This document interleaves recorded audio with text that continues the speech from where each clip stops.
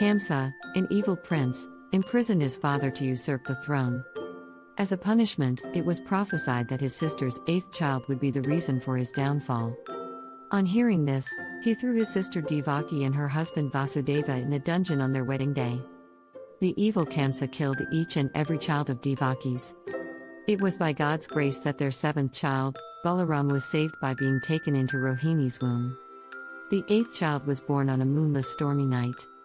After the birth of the baby boy, Vasudeva realized that the gates of their prison were opened and all the guards were fast asleep.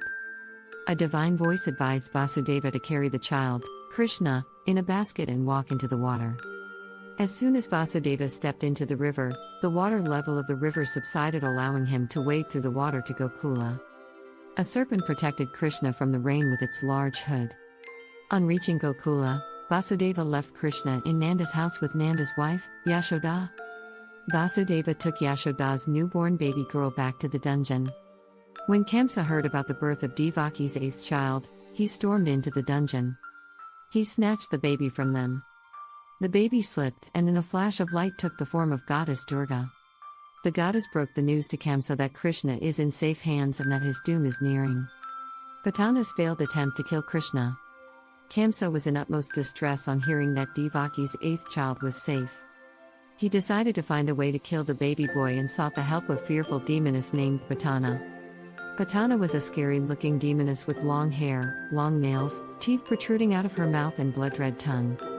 Since Kamsa did not know where Krishna is, he asked Putana to kill all children below the age of 10 days in his kingdom. Putana readily accepted the task as the killings would make people in the kingdom fear her. She then went about killing all babies around Krishna's age. She then finally reached Krishna's village and heard about Yashoda's son, who was believed to be special. The evil demoness realized that the child must be Krishna. Kamsa had warned Putana that Krishna is no ordinary child and that it would not be able to kill him easily. So, she transformed herself into a beautiful maiden to deceive the villagers and Krishna's parents.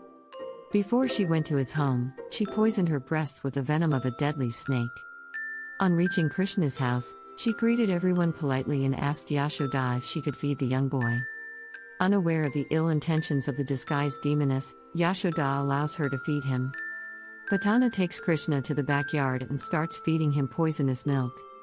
She then felt like the baby was sucking the life out of her. She tried to release the baby's mouth, but Krishna had held on to her tightly. She then transformed herself into a demoness to scare the baby. Krishna did not budge. So she flew up in the air, hoping to get the boy to let go. But Krishna sucked the life out of her and she fell to the ground. The villagers were petrified by the scene and rushed to save Krishna. They found the little boy happily smiling and playing on the demoness body. Krishna and his love for butter. The village that Krishna lived in, Gokula, was a land of Gopalas or cattle herders. So, there was an abundance of milk, curds, and butter in the village. Krishna was very fond of butter and would make use of every opportunity to steal a pot of butter from his mother or from any of the mothers in the village. All the mothers, or gopas as they were called, started tying pots of butter to the ceiling so that Krishna or his friends couldn't reach them. Krishna would team up with his friends to reach these pots tied high up to the ceiling too.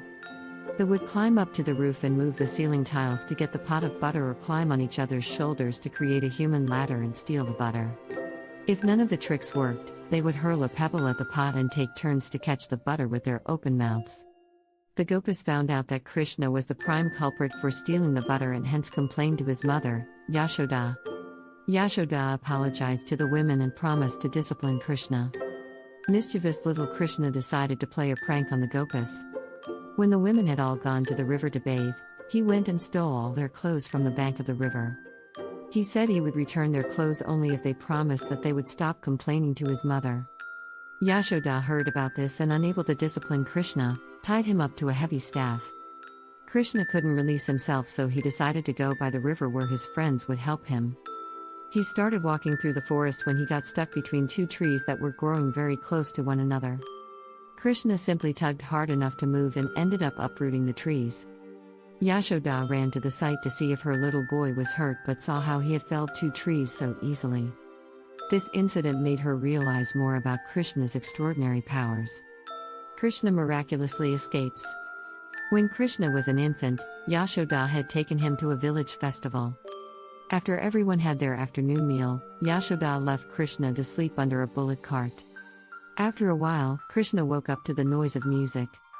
All the villagers were dancing, and so Krishna also started dancing to the beats. He then accidentally hit the wheel of the bullock cart, which made the cart crash to the ground. People darted towards the cart, expecting the worst to have happened to the little boy. Astonishingly, they found the little boy still happily dancing to the tunes. Though it was one of the first incidents that proved Krishna's celestial powers, people believed that it was a miracle that the boy was untouched by the crash.